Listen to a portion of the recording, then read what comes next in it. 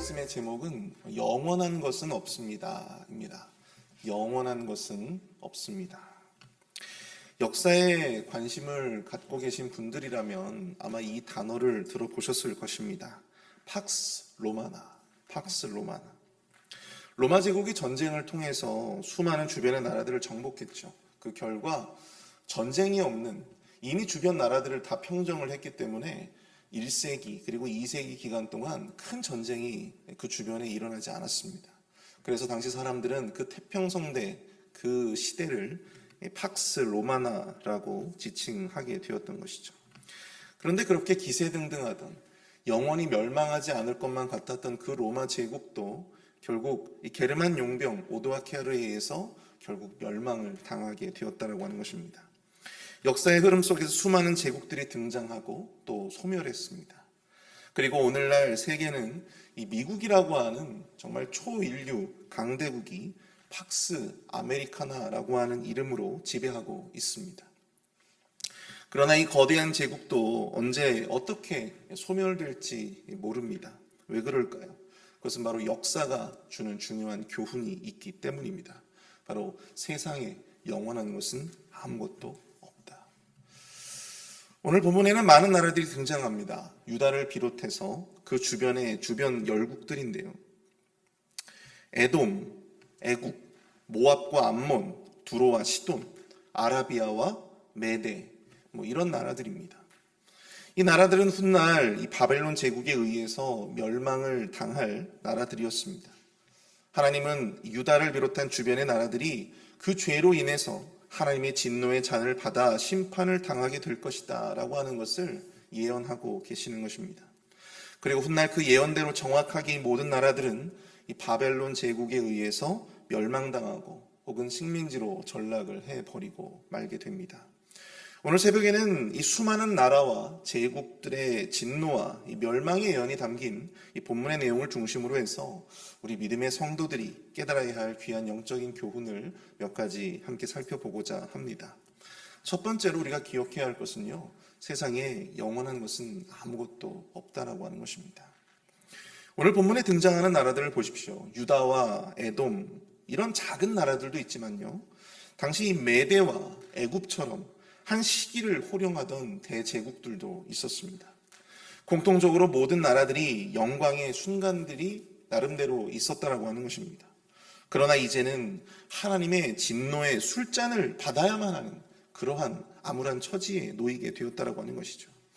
여기서 이 진노의 술잔이라고 하는 것, 진노의 술잔을 그들에게 전하라라고 하나님께서 예레미야에게 말씀을 하시는데요. 여기서 말하는 진노의 술잔은 우리가 이 포천 막걸리와 같은 어떤 그런 진짜 술을 의미하는 것이 아닙니다. 하나님이 그들에 대해서 내신 진노와 심판, 하나님의 그 진노를 상징적으로 표현하고 있다라고 하는 것이죠. 유다와 열국들은 자신들의 영광을 뒤로하고 이제 하나님의 그 진노의 술잔으로 인해서 나라의 멸망을 걱정해야만 하는 그러한 시기에 놓여 있습니다. 그리고 이제 그것은 돌이킬 수 없는 현실이 되어버리고 맙니다. 왜 그렇죠? 우리 본문 16절에 보시면요, 이는 내가 그들 중에 칼을 보냈기 때문이라.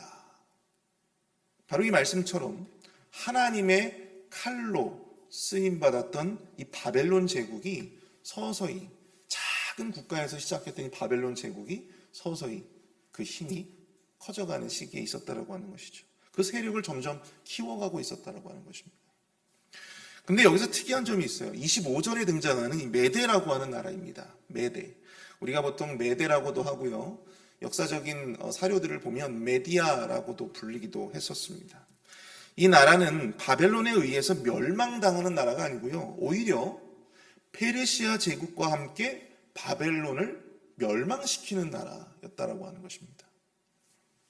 그리고 그 나라 또한 자신의 식민지였던, 자신의 식민지로 함께 데리고 다니던 이 페르시아 제국에 의해서 결국 멸망을 당하게 되었다고 하는 것이죠.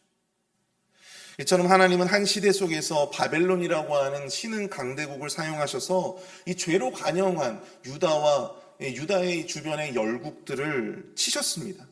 그리고 그 시대가 지나고 하나님의 칼로 쓰임 받았던 그 바벨론 제국마저 메디아와 또한 이 페르시아 제국에 의해서 멸망을 당하게 하셨고, 또 그 메디아도 결국 페르시아에 의해서 또다시 멸망을 당하게 되는 그러한 역사를 우리가 보게 된다고 하는 것이죠.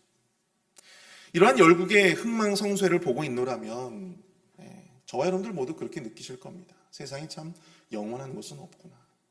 세상에 영원한 영광은 없는 거구나. 모든 것은 영원하신 하나님의 통치와 섭리 아래 있는 그저 작은 점에 불과하다라고 하는 생각을 우리가 역사를 보면요, 다시 한번 깨닫게 된다고 하는 것입니다. 자, 그럼 세상에 영원한 것은 하나님 외에 아무것도 없다라고 하는 바로 이 진리가 우리에게 과연 어떠한 의미일까요? 어떤 사람들은 어차피 망하고 소멸을 할 것이라면 지금 무언가를 위해서 그렇게 열심히 살고 또 뭔가 열심히 노력하고 하는 것이 그것이 과연 무슨 의미가 있겠느냐. 차라리 그냥 편안하게 먹고 즐기면 되는 것이지 라고 반문하실 수도 있을 것입니다. 뭐하러 어차피 다 그냥 소멸할 것이고 어차피 다 망할 것인데 뭐하러 열심히 노력을 하겠느냐. 어차피 죽을 건데 뭘 그렇게 열심히 살아가려고 노력하냐. 어차피 다 없어질 돈인데 뭐하러 그렇게 열심히 아둥바둥 버느냐. 이런 논리하고 같은 거예요. 근데 우리가 반대로도 생각해 볼 수 있을 것이다 생각됩니다. 영원하지 않기 때문에 오히려 지금 우리가 맞이하고 있는 이 순간이 더욱더 귀하고 가치 있다라고 하는 것입니다. 우리의 젊음도 영원하지 않고 또 우리가 가진 지위와 권세, 이 모든 것들이 영원하지 않고 우리가 가진 재력도 영원한 것이 아니라면 지금 이 순간 우리가 누리고 있는 것이 얼마나 귀한 것인가를 더욱더 우리가 절실하게 느낄 수 있다고 하는 것이죠. 얼마나 큰 감사를 가지고 지금 우리가 맞이하고 있는 이 순간순간을 살아가야 하느냐, 그것을 우리가 깨닫게 된다고 하는 것입니다. 가끔 저는 집에 일찍 들어가는 날에 저희 자녀들과 제가 예전에 찍었던 사진들을 이렇게 쭉 같이 앉아서 소파에 앉아서 그것을 자주 봅니다. 바쁜 일상 속에서는 그것이 감사고 또한 은혜였는지를 잘 모르고 지나가는 경우들이 많잖아요. 그런데 그 사진들을 통해서 우리가 지나온 일상들을 살펴보게 되면 늘 말 안 듣고 또 떼부리고 말썽을 피우는 자녀들과 함께 그들을 키우면서 보냈던 그 시기가 참 귀했구나, 감사했구나라고 하는 사실들을 깨닫게 된다라고 하는 것입니다. 누군가 아이들 때문에 아둥바둥하며 아이들 키우는 것이 너무 힘들어요 하면 누군가 그렇게 말씀을 하시더라고요. 지금 그때가 가장 좋은 시기라고, 지금을 잘 즐기시라고 하시더라고요. 평생 할 효도 지금 하는 것이라고 그렇게 끔찍한 말씀을 하셨습니다. 사실 그 말이 지금도 완벽하게 이해가 되는 것은 아니에요.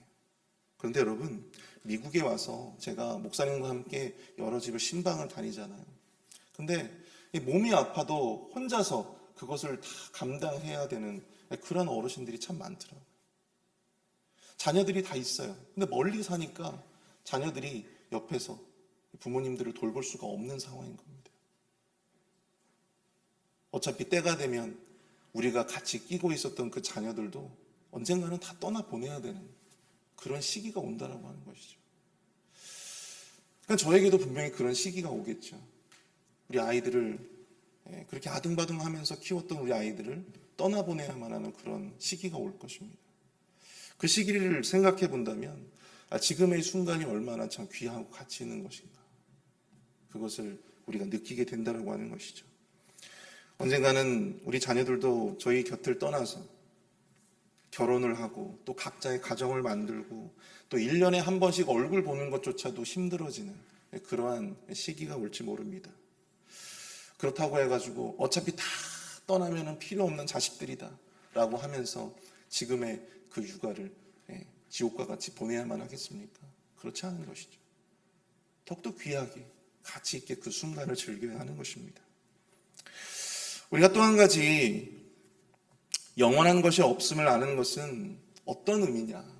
두 번째로 우리가 생각해 볼 수 있는 것은 지금의 고난과 고통을 마주하는 우리에게 소망과 위로가 될 수 있기 때문이다 라고 하는 것입니다. 여러분, 세상에 영원한 것이 없다라고 하는 거는요, 우리가 누리고 있는 어떤 그런 영광이 영원하지 않다는 것일 수도 있지만 또 다른 의미가 있죠.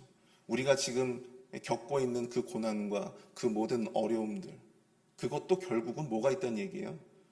끝이 있다는 얘기예요. 우리가 예기치 못한 고난이나 어려움을 겪을 때 우리는 갑작스러운 그 어려움 속에서 큰 두려움에 휩싸일 때가 있어요. 정말 당연한 반응입니다. 그리고 더 나아가 우리가 그런 어려움 가운데에서 이 불안과 두려움 가운데 우리가 한 가지 실수를 하게 됩니다. 어떤 실수를 자주 하냐면요, 바로 자기와 자신의 삶을 지레짐작 예단하는 것입니다. 지금 이 순간이 너무나도 실망스럽고 너무나도 두렵고 너무나도 힘들기 때문에 앞으로도 내 인생이 그럴 것이다라고 자기 스스로 예단한다라고 하는 사실이에요.